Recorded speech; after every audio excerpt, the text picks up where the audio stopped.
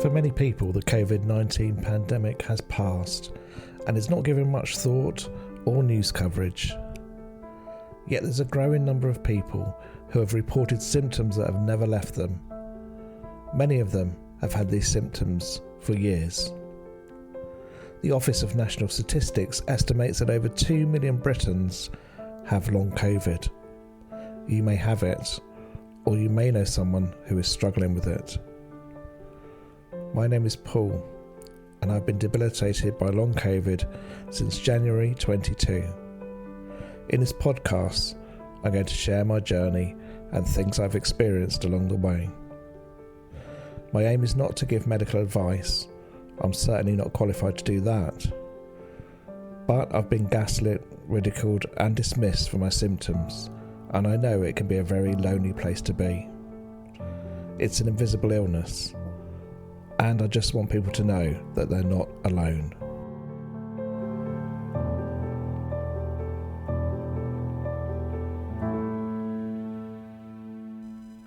Welcome back to my podcast. I really appreciate you listening to this episode.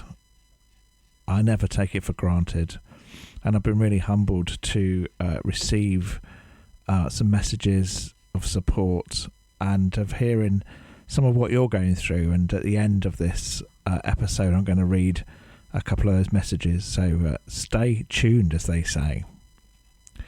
This week I've got a question for you. My question is, what are you waiting for? It may sound like a bit of a loaded question, but I've been asking myself that lately. What am I waiting for? Because for the last few years, I feel like I've been in some kind of limbo, like in between things. I probably spent a good year or two of those 3 years desperate to go back to my old way of life, the way I was before COVID. And I would have done anything to go back to that old way of life. I mourned it, I grieved it, I tried to do it again and again and again. And it was really frustrating, and it really got me down because I couldn't physically do it. I couldn't mentally do it. So then I had to move into this other phase, which is I accept I can't do what I used to do, but I don't really know what to do next. And that's what I mean about being in limbo. And I've been in limbo now for more than a year. Certainly, probably since middle of last year, when I decided that I had no option but to retire from my job. But you know what? I keep asking myself, what am I waiting for? Because one thing I have been waiting for is to get better, right? As we all do. I keep thinking that maybe one day I will just wake up one morning and all this will be gone, maybe, because no one really knows what the deal is with long COVID. By the way, the dog in the background, she's going to bark, so we're going to ignore it and carry on, right? Yeah, I've been expecting this since I've had long COVID, just to wake up one morning and for it all to go, or for it to wear off slowly. But either way, I expected it to resolve itself, because it's kind of what post-viral illnesses generally do, I think, and it makes sense.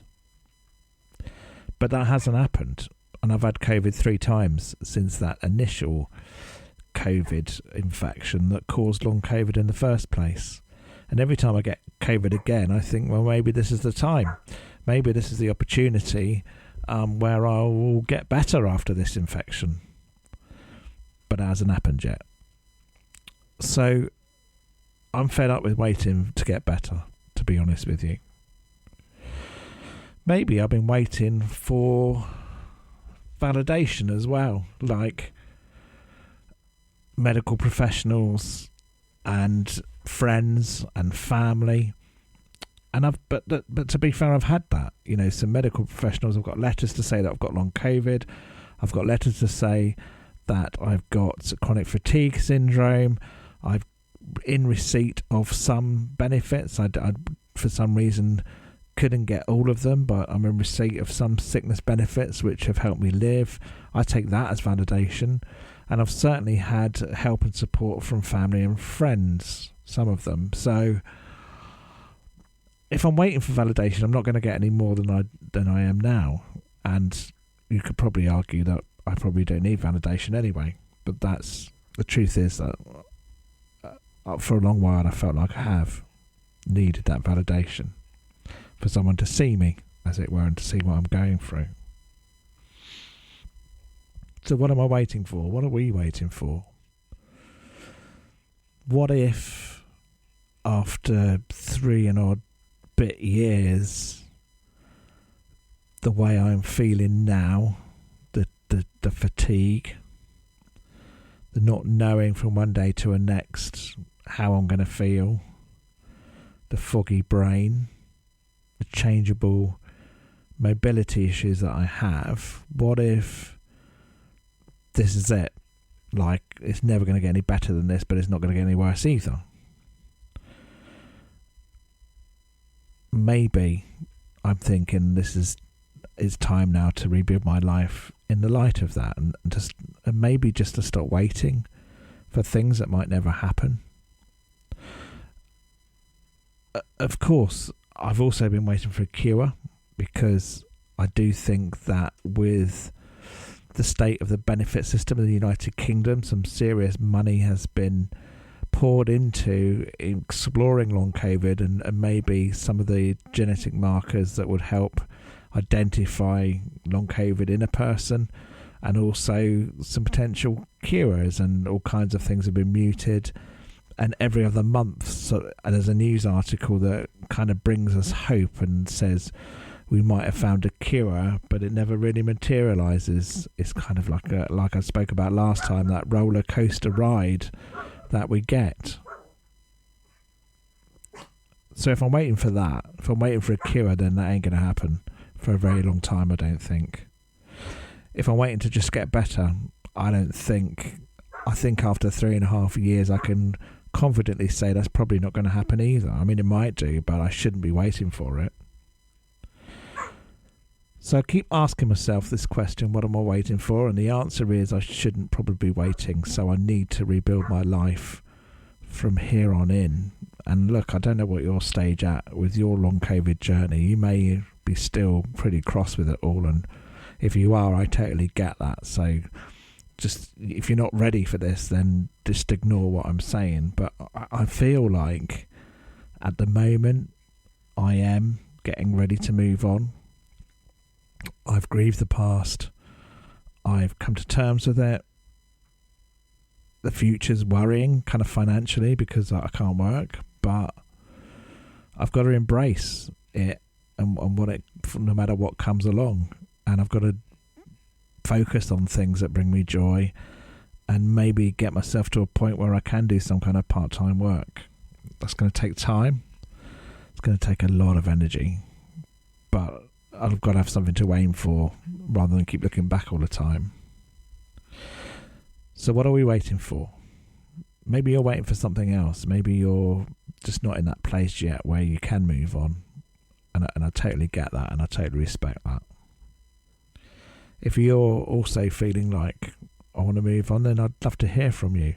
Are there any resources out there that kind of can help in this transition process from feeling stuck to actually starting to feel like, well, maybe there's something for me in the future? Let me know. It'd be really good to hear from you. And I have been hearing from you as well. And here are a couple of messages that I've received. The first one says, "Hi Paul, I've just been made aware of your podcast and have listened to all those available on iTunes. And it's very interesting and illuminating to hear your experience and struggles.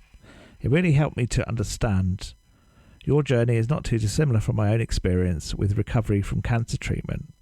I'm having to accept that 2 years in, I'm probably now not going to be in any different from what I am now." Interesting that. That's just what I was talking about, really, is coming to that point where you maybe realise that things aren't going to change. Your episode, he continues, on retirement, I found especially helpful, not just because it echoes my own experience of being forced into retirement by illness and the loss of identity it creates. By the way, in answer to that question, what do you do, which is the question I posed in the last episode when people said, what do you do? And I couldn't quite think of anything to answer. He says, in answer to that question, what do you do? I think you can quite confidently call yourself a writer and a podcaster. Yeah, thank you. I've recently had quite a lot of communication about being creative. I've never thought of myself as being creative, but it's certainly an avenue I seem to be encouraged to explore. Thank you very much for your message. I really appreciate that. Johnny, you left your name. So, yeah, I totally with you on the whole loss of identity and the fact that 2 years in, you're probably not going to be any different to what we are now. And you've been through a rough journey as well. So please do keep in touch. Also had this message from Jane. Thank you, Jane. She says, hi, Paul. I'm a fellow long COVID sufferer. It's been nearly 3 years and your podcast resonates with me. I've gone from feeling very fit and well, walking a good 10,000 steps a day and looking after my family, to being debilitated. I share all your symptoms. The worst one for me is the POTS symptoms. If I stand up, I'm dizzy. Thank you for the show. I suffer also from eyesight issues and, like you, back and forth to opticians. Some days I'm unable to focus to read, despite the optician telling me that I've got no eye issues. Yeah, I know that feeling. I know this is a really frightening experience, and I'll be listening to more episode. Thanks again, from Jane. Thank you so much, Jane, for reaching out. 10,000 steps a day you were doing before. You put me to shame. I wasn't doing that before I got COVID. But I get it. Looking after family, having an active life. Yeah. Interesting you mentioned POTS. I actually get quite dizzy sometimes if I stand up too quickly, although I've never pursued any kind of diagnosis on that, but it has made me wonder whether I've got some kind of, or whether I've got POTS syndrome. It is possible, but I just can't face going to the doctors again and asking for another diagnosis. Eyesight issues, yeah, I in one of my episodes I did talk about how I've had eyesight issues. Things going in and out of focus, and some days I've found it more difficult to read things than others, particularly on a computer screen. I actually in the end, Jane, went to the doctors, and this is how it worked. I got a referral to an optometrist who specialise in nerve and sight issues, and next thing I knew, I got an appointment through for the day after, like literally the day after, with no way of cancelling it. He just told me my appointment was the next day, and I couldn't go. Like, because you can't drive to these appointments, there's no way I could have gone and got arranged someone to bring me and take me back. So they cancelled my appointment and promptly referred me back to my doctors and said that I didn't show up, which I thought was very unfair. And they're like, give me a break. So I'm back to square one on that now. And I just think, I know the health service is under pressure in this country, but give us a break. 1 day's notice for an appointment that I'm not allowed to drive to or from is a little bit unfair. So I still got the symptoms, and when I feel a bit more brave, I'll go back to the doctor and I'll try and ask for another referral if they'll give me one. Last message is from Stacey. Thank you, Stacey. She said, hi, Paul, I'm glad you're okay, and it was nice to hear your latest episode. Thank you, Stacey. Yeah, it was a while, wasn't it? For me, when people ask how you are, I now say I'm surviving or plodding along, or I'm still fine. You can tell by their expression, if you tell the truth, they're like, oh, why did I ask? They do, don't they? It's like they don't want you to be honest. I totally get that, Stacey.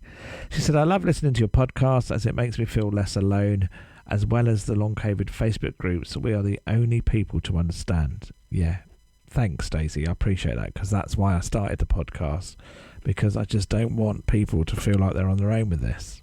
It's the bottom line. And of course, I don't want to feel like I'm on my own with it Anyway, so messages like this really I find encouraging and helpful for my own mental health. She continues, although I'm still at work part-time and have good days and weeks, it's a struggle to fight every day, and every time I get a bug or every time I've overdone it, I'm wiped out and I crash. Since November, I've had 2 upper respiratory infections needing antibiotics, and now my chronic fatigue has floored me with my body aches. It's so bad that I'm not sleeping for the last 2 weeks, and all I've done is sit at home with a hot water bottle, only going out of the house to see my GP for medicine. But I'm hoping after a few weeks rest, I'll be back to work. I struggle with getting family to understand, and so I've just stopped telling them. It's sad and it's lonely, but I've given up trying to explain to them. Anyway, she says, it's nice to hear that you are on the other side. I find every time I get a relapse, my depression gets bad, but I know I'll be out of it in the next wave of good days. So hopefully that will be soon. She says she looks forward to the next podcast. Thank you so much, Stacey. So much to unpack there as well. So much that resonates with me. Any illness just floors us, doesn't it? If you've already got long COVID symptoms and you get an illness, I find it knocks me out for weeks. Like, the fatigue just takes over, and it takes so long to recover from like just a simple cold, let alone those hideous infections that you've had, Stacey. So yeah, I totally get you, totally get where you're coming from, and I would urge you to be kind to yourself, because we know it takes longer to recover, so don't feel the peer pressure to pretend that you're recovered sooner than you have. Okay? And getting family to understand, I get it. I mean, my immediate family understand, but I find it really hard for other people to understand. Wider family is just, well, they can't, because they don't see me every day and they don't see what I go through, so they can't comprehend when they do actually see me that might be a good day because I'm out. Like, not every day is like that. And if you tell them the truth, you're right, they're just like missed over, and it's like, I know they don't really want to hear it, bless them, even though they've got the best intentions at heart. You know, loneliness is the worst part of this illness, and I know I've said this before, but you know, listening to your comments really helped me, and I hope that by reading them out, and if you're listening to this, it's helping you too, because it's just a path that no one else understands, and unless we stick together, unless we talk like this, then really and honestly we're going to be lonely, aren't we? So thank you to Johnny, thank you to Stacey, thank you to Jane for your messages, and if you're listening and you think, I'd like to get in touch too, then please do message me. There's a link in the show notes, however you get this podcast, for you to contact me. I'd love to hear from you. I don't have to read it out. If you don't want me to read it out, then please just let me know in that message and I won't. But otherwise, I like to read them out because I think it's encouraging for all of us. If you feel able to support the podcast in any way, there is a link also in those show notes for you to buy me a coffee or to regularly subscribe. Appreciate it, and appreciate that's not for everyone, but I want to mention it as well because it costs money to run a podcast. And finally, please do be kind to yourself. Please do take the time to recover from illnesses and all these winter bugs that are going around. And above everything else, know that you are not alone. That whether you're in that place of feeling like frustration and anger, or whether you're thinking, this is it, I'm not going to get any better, what do I do next? Know that you're not alone with these thoughts, and together we will get through this. Take care, God bless, and we'll see each other again soon.